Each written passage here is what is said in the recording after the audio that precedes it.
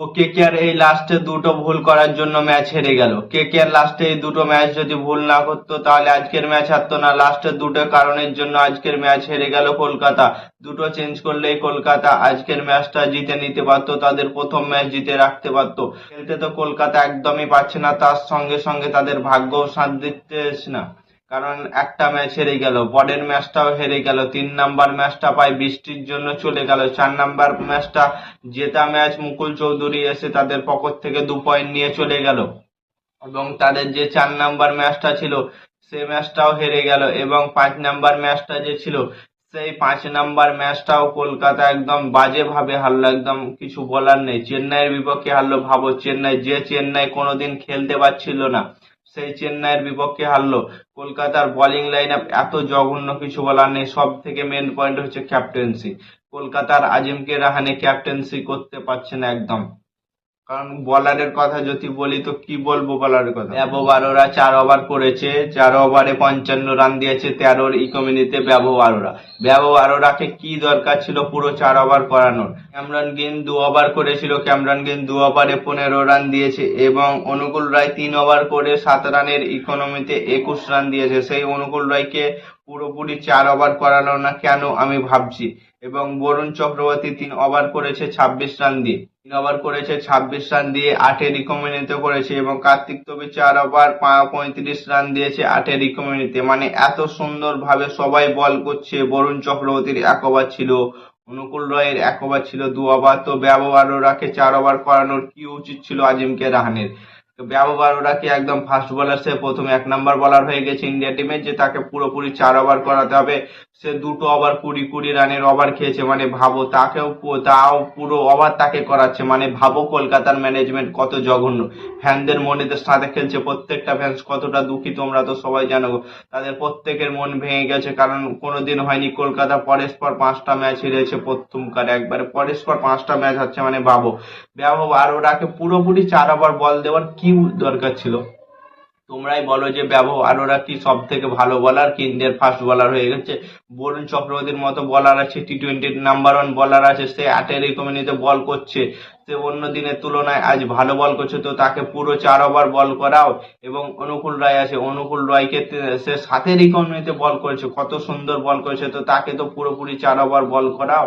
ব্যবহারোরাকে 2 over করাতো, তাহলে 2 ওভারে 30টা রান বেঁচে যেত, মানে 150-র মধ্যে অল আউট হইতে যেত চেন্নাই। কিন্তু কি করছে ম্যানেজমেন্ট, কিচ্ছু বলার নেই। এবং ব্যাটিং লাইন আপের কথা যদি বলি তোমাদেরকে, কলকাতা ফিন অ্যালেন ওপেনিং করতে আসে, 3 বল খেলে 1 রান করে আউট হয়ে চলে যায়, এবং সুনীল নারায়ণ আসে। সব থেকে ভালো লেগেছে ফিন অ্যালেনের সাথে সুনীল নারায়ণের ও এই ওপেনিং জুটিটা দেখে। কারণ তো কলকাতা ম্যানেজমেন্টের এটা দরকার আগেই ছিল, কারণ সুনীল নারায়ণ কোনোদিন বল খেয়ে যাবে না। সে স্পার না হলে স্পার করে ম্যাচ চলে যাবে, কারণ সুনীল নারায়ণ হচ্ছে দুর্ধর্ষ মেজাজে। তাকে না বলে, তাকে ধরো নাই বলে ম্যাচে নামিয়ে দাও, কারণ সে যদি চলে গেল তো চলে গেল, আর না চলে গেল তো চলে গেল, চলে গেল তো চান তাক, না চল গেল তো জমিন তাক। সুনীল নারায়ণ 17 বলে 24 রান করেছে। সুনীল নারায়ণ ঠিকঠাক স্টার্ট পায়নি, কিন্তু সে পরের ম্যাচ থেকে ওপেনিং ভালো করবে, কারণ প্রথম ম্যাচে এসে সে 17 বলে 24 রানের একটা ইনিংস খেলে গেছে, এবং সব থেকে বেকার খেলেছে। 22 বলে 28 রান করেছে ক্যাপ্টেন আজিমকে রাহানে। ক্যাপ্টেনের কথা কি বলবো, না ঠিকঠাক ভাবে ক্যাপ্টেন্সি করছে, না বোলিংটাকে ঠিকঠাক ভাবে ইউজ করতে পারছে না, তার ফিল্ডিং হচ্ছে না, ব্যাটিং হচ্ছে, কোনো কিছুতে বেকার করছে একদম আজিমকে রাহানে। আজিমকে রাহানেকে তোমরা বসিয়ে দাও, আজিমকে রাহানের দরকার নেই কলকাতাতে। কলকাতা থেকে বাদ দিয়ে দাও আজিমকে রাহানেকে। সে টেস্ট ক্রিকেটের প্লেয়ার মনে হচ্ছে একদম। 22 বলে 28 রান করেছে, এবং আঙ্কিশ রঘুবংশী 19 বলে 27। একটা প্লেয়ারের ওপরে অতটা ভরসা করা যাবে না, কারণ আঙ্কিশ রঘুবংশী আগের 3টে ইনিংসে ভাই ভালো ম্যাচ খেলেছে, প্রায় 50-এর ওপর করে রান ছিল। আজকের ম্যাচে সে 27 হয়ে এসেছে, তাও তার সব থেকে বেশি স্ট্রাইক রেট আছে কলকাতার মধ্যে। সে 19 বলে 27 রান করেছিল আঙ্কিশ রঘুবংশী, স্টার বয়। এবং আর ছিল রিঙ্কু সিং। রিঙ্কু সিং এর কথা কি বলবো, রিঙ্কু সিং একদম যখন গরিব ছিল তখনই ভালো ছিল, এখন তার টাকা পয়সা হয়ে গেছে, অনেক নামডাক হয়ে গেছে, নিয়ে রিঙ্কু সিং একদম বেকার হয়ে গেছে। তার না একটা পারফরমেন্স না কিছু আসছে, একবার রিঙ্কু সিং ফালতু হয়ে গেছে। রিঙ্কু সিং 12 বলে 6টি রান করেছে, মানে ভাবো 2 ওভার খেলে 6টি রান করেছে, যে তাকে ফিনিশার বলা হতো। ইন্ডিয়া টিমের এমএসডির পরে তাকে স্থান দেওয়া হয়েছিল যে রিঙ্কু সিং ম্যাচ ফিনিশ করার মতো ক্ষমতা রাখে। সেই একদিন কোথায় খেলেছিল, 5 বলে 5টা ছক্কা মেরেছিল, সেই দিনের পর আজ পর্যন্ত রিঙ্কু সিং খেলতে পারেনি। ভাবো 50-এর স্ট্রাইক রেটে ব্যাট করে গেছে রিঙ্কু সিং। 50-এর স্ট্রাইক রেটে, টেস্টেও 50-এর স্ট্রাইক রেট থাকে না, টেস্টেও 100-র ওপরে স্ট্রাইক রেট থাকে। 12 বলে 6টি রান করেছে। এবং ক্যামেরন গিল সব থেকে বেকার প্লেয়ার, সব থেকে বাজে প্লেয়ার, এবং সব থেকে ম্যানেজমেন্টে বাজে প্লেয়ারকে চান্স দিচ্ছে ক্যামেরন গিলকে। কারণ সে আগে 4টা ইনিংসে খেলতে পারেনি, বৃষ্টির দিনেও সে খেলেছিল, মানে 4টা ইনিংসে সেই ক্যামেরন গিল খেলতে পারেনি। আজও সেই একই প্রবলেম, 1 বল খেলে 0 রানে আউট হয়ে গেল, প্রথম বলে এসে ঝাড়ার কি দরকার ছিল, আউট হয়ে গেল। আর ভালো খেলছে তো এখন রোম্যান পাওয়েল আগের ম্যাচটাতেও চান্স পেয়েছিল, আগের ম্যাচটাতেও একটা দুর্দশা মেজাজে ব্যাটিং করেছিল। আজও সে রোম্যান পাওয়েল নট আউট ছিল, 22 বলে 31-এর একটা ইনিংস খেলে, 150-র স্ট্রাইক রেট ছিল। এবং তোমাদের সেই বেকার প্লেয়ার রমনদীপ সিং, সব থেকে ভালো ফিল্ডিং বলতে পারো রমনদীপ সিং, কিন্তু খেলার দিক থেকে সব থেকে বেকার। রমনদীপ সিংকে তোমরা যদি বোলিং এর জন্য ইউজ না করবে, তাহলে রমনদীপ সিং এর দরকার নেই তোমাদের দলে। তেজস্বী সিং দায়ী আছে, তোমাদের কাছেও একটা এবি ডিভিলিয়ার্স প্লেয়ার আছে, মুকুল রায় চৌধুরীর মতো একটা প্লেয়ার আছে যে সিক্স মারতে খুব পছন্দ করে এবং 6 হিটার ম্যাচিং আছে তেজস্বী সিং দাইয়া, তাকে চান্স দাও। রমনদীপ সিংকে বসিয়ে, রমনদীপ সিং যদি বল করতো তাহলে ঠিক আছে যে তোমরা রমনদীপ সিংকে চান্স দিচ্ছ, কিন্তু কিছু বলার নেই। রণদীপ সিং 23 বলে 35 করে একটা, মনে হয় এটা ওর জীবনের সব থেকে হাইয়েস্ট ইনিং কলকাতার মধ্যে। আমি বিগত 4-5 বছরে তার এইরকম একটা ইনিংস দেখিনি যে 30-এর ওপরে করেছে রমনদীপ সিং। আর আমি আজ পর্যন্ত তো কোনোদিন দেখিনি যে রমনদীপ সিং তার নিজের দমে কলকাতাকে একটা ম্যাচ জিতিয়ে দেখালো, বোলিং এ অথবা ব্যাটিং এ। রমনদীপ সিংকে বল করানো উচিত। এবং অনুকূল রয় আলছে শেষে একটা বল খেলে 1 রান করেছে, ওর কোনো ব্যাপার নাই। তো কলকাতা ম্যানেজমেন্টে কোনো একটা প্লেয়ার ঠিকঠাক ভাবে বলে প্রদর্শন দিতে পারেনি, কারণ কলকাতার একদম বেকার হয়ে গেছে, ফালতু হয়ে গেছে। কলকাতার কত কিছু চেঞ্জ করতে হবে তোমাদেরকে বলে শেষ করতে পারবো না। কলকাতার মেন পয়েন্ট চেঞ্জ করতে হবে। ফিন অ্যালেন বাদ দাও, ফিন অ্যালেন 5টা ম্যাচকে চান্স দিলে সে খেলতে পারলো না, তাকে বাদ দাও। তার থেকে বড় প্লেয়ার বসে আছে টিম সাইফাট, তারই ওপেনার, তারই সঙ্গী সাইফাটকে এবং সুনীল নারায়ণকে চান্স দাও। সুনীল নারায়ণ প্রথম ম্যাচে এসে ঠিকঠাক ভাবে স্টার্ট না করতে পারলেও সে 24 রানের একটা ঝোড়ো ইনিংস খেলে গেছে ফিন অ্যালেনের সাথে সুনীল নারায়ণ।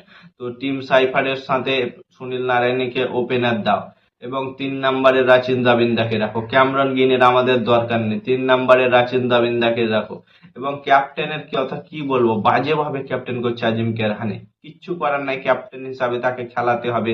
তো আজিমকে রাহানেকে 4 নম্বরে নামাও এবং স্টার বয়কে নামাও 5 নম্বরে, এবং 6 নম্বরে রাখো রিঙ্কু সিং এর পরিবর্তে রাহুল তুয়াটিকে, এবং 7 নম্বরে রাখো তেজস্বী সিং দাইয়াকে। তেজস্বী সিং 6 হিটার ম্যাচিং এবং রাহুল ত্রিপাঠী, এরা দুজনে ভালো করবে আশা করি। এবং 8 নম্বরে রাখো অনুকূল রয়কে, এবং 9 নম্বরে থাকবে বরুণ চক্রবর্তী, 10 নম্বরে থাকবে উমরান মালিক, এবং 11 নম্বরে থাকবে কার্তিক তোগে। এবং ইম্প্যাক্ট হিসাবে একটা ব্যাটারও নিতে পারো, যেমন রিঙ্কু সিং থাকতে পারে অন্য, এবং রণদীপ সিং, এরকম দুজনের মধ্যে একটাকে ইম্প্যাক্ট হিসাবে রাখতে পারো, তাহলে 6টি বলার হয়ে যাচ্ছে এবং ব্যাটসম্যান প্রায় 9টি কাছাকাছি ব্যাটসম্যান হয়ে যাচ্ছে। এইরকম টিম নিয়ে কলকাতা ম্যানেজমেন্টকে মাঠে নামানো উচিত। পুরো দলকে চেঞ্জ করে দাও, রমনদীপ সিংকে রাখলে হবে না, রিঙ্কু সিংকে রাখলে হবে না, ফিন অ্যালেনকে রাখলে হবে না, ক্যামেরন গ্রিনকে রাখলে হবে না। তোমরা রোম্যান পাওয়েলকে রাখতে পারো, রোম্যান পাওয়েল খুব দুষ্ট মেজাজে ব্যাটিং করতে পারে। এবং পরের ম্যাচে আশা করি গুজরাটের বিরুদ্ধে যে ম্যাচটি আছে সে ম্যাচের সময় পাথিরানা দলের সঙ্গে যোগ হয়ে যাবে, এবং পরের ম্যাচটি প্রায় 90% চান্স আছে যে পাথিরানা খেলবে, কারণ 17 তারিখের ম্যাচটি খেলার কথা আছে পাথিরানা, কারণ সে অনেক দিন থেকে এনওসি পেয়ে গেছে শ্রীলঙ্কা বোর্ড থেকে পাথিরানা। তো পাথিরানার মনে হয় কামব্যাক করা উচিত। তো কলকাতা ম্যানেজমেন্টের অনেক কিছু চেঞ্জ করতে হবে, কিছু বলার নেই, কত কিছু চেঞ্জ করতে। একটা ম্যাচে কলকাতা ফ্যানেদের মন ভাঙছে, কিচ্ছু করার নেই, আমিও কলকাতার ফ্যান্স, কিন্তু চেন্নাই জিতেছে, তাও চেন্নাই কলকাতা দুজনে একটা ঠিকঠাক টিম। চেন্নাই জিতেছে মানে ঠিক আছে, কিন্তু আমি খুশি হতাম যদি কালকের ম্যাচটা কলকাতা কামব্যাক করতো এবং খেলাটা ঠিকঠাক ভাবে করতো।